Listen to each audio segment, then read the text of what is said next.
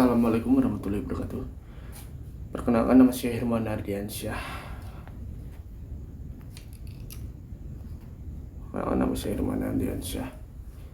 Saya dari kelas HP 3C dengan NIM 23213131107.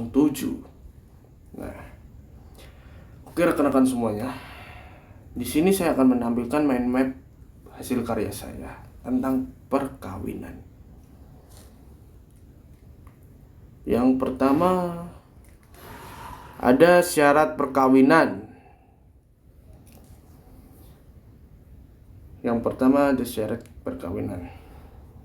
Syarat perkawinan isinya tentang apa sih? Mencakup apa saja sih? Yang pertama, syarat perkawinan dibagi menjadi 4. Aslinya banyak sekali, tapi saya ringkas saja menjadi 4 aja. Yang pertama ada kata sepakat. Kata sepakat ini sudah dijelaskan dalam pasal 28 KUHP Perdata. Terus yang kedua, batas usia. Batas usia ini juga sudah dijelaskan pada pasal 29 KUHP Perdata.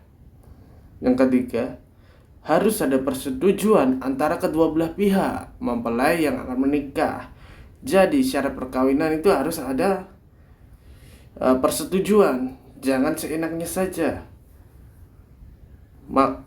Jadi kedua belah pihak itu harus setuju dalam pernikahan ya, atau perkawinan. Nah, yang keempat, tanpa paksaan. Untuk rekan-rekan semua yang ingin dijodohkan oleh orang tuanya, tolong dibicarakan baik-baik lagi dengan orang tuanya, karena ini termasuk ke dalam syarat perkawinan. Syarat perkawinannya sendiri ini ada opsi tanpa paksaan. Nah, sampai sini paham kan rekan-rekan semuanya? Nah, lalu kita memasuki rukun perkawinan. Rukun perkawinan itu meliputi calon suami, calon istri, wali, saksi, ijab qabul.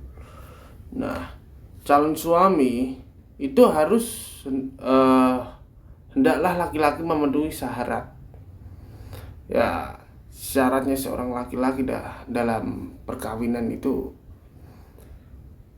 apa?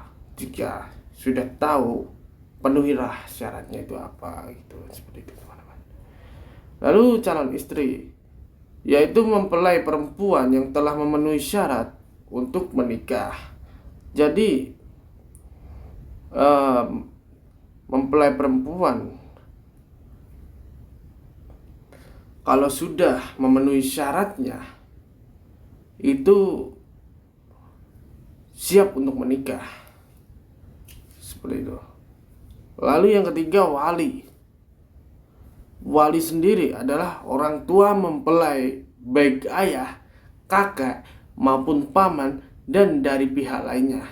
Jadi nggak boleh perempuan ya kalau wali. Yang keempat, saksi. Hendaklah saksi harus memenuhi syarat, yaitu adil dan sehat. Nah, saksi itu syaratnya itu harus adil dan sehat. Tapi masih banyak lagi syarat-syarat lainnya, seperti saksi itu berakal, tidak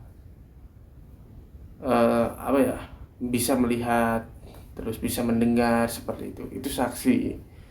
Nah, lalu yang terakhir ada ijab qabul. Nah, lalu kita memasuki asas pernikahan. Asas pernikahan itu meliputi monogami, konsensual, kesetaraan, kekal, keharmonisan, perkawinan sah. Nah, monogami itu satu pasangan untuk satu orang. Paham kan? Satu pasangan untuk satu orang. bukan satu untuk berdua. Jadi itu apa itu? Nah, kalau monogami itu satu pasangan untuk satu orang. Itu asasnya pernikahan. Lalu ada konsensual. Konsensual itu eh, persetujuan sukarela dari kedua belah pihak. Jadi, sebelum menikah itu ada asas konsensual. Harus ada persetujuan sukarela dari kedua belah pihak. Nah, yang ketiga ada kesetaraan, asas kesetaraan. Nah, asas kesetaraan, kedudukan yang setara dalam hak dan kewajiban. Itu penting dalam pernikahan. Nah, lalu yang keempat ada asas kekal. Asas kekal itu apa sih? Asas kekal itu ialah pernikahan dianggap berlangsung seumur hidup kecuali ada alasan sah untuk bercerai. Nah, seperti itu.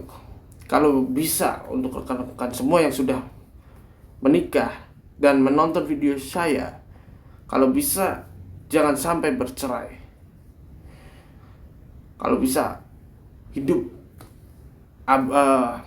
cinta hidup semati gitu. Jadi benar-benar sayang gitu. Nah, langsung aja kita lanjut. Asas keharmonisan.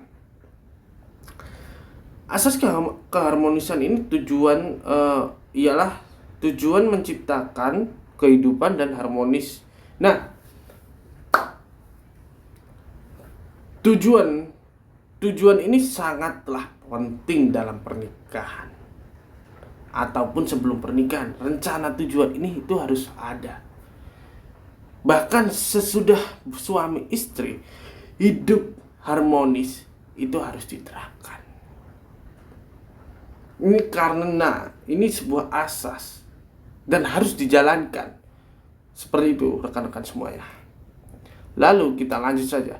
Perkawinan sah, asas perkawinan sah. Pernikahan harus sesuai hukum agar diakui negara.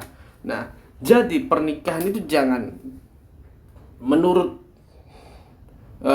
pernikahan itu jangan nikah Islam aja, misal nikah siri gitu. Jangan. Kita hidup di negara yang berbangsa dan bernegara. Dan negara kita itu negara hukum. Jadi kita harus patuhi negara kita sesuai hukum di negara kita sendiri.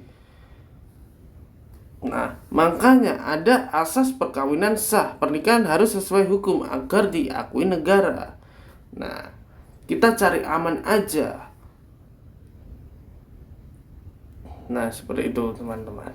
Ini mind map saya. Jika ada yang butuh, bisa ketik di komentar saja. Kak, saya mau butuh mind mapnya kakak, saya kirim gratis. Karena kalau kalian paham, saya juga senang menjelaskannya. Oke, akhirul salam. Sebelum saya tinggalkan, jika ada pertanyaan, tolong ketik di kolom komentar. Dan jika ada salah kata dalam penjelasan saya di mind map ini, tolong dimaafkan sebesar-besarnya. Saya Herman Ardiansyah, pamit mengundurkan diri. Akhirul salam. Wassalamualaikum warahmatullahi wabarakatuh.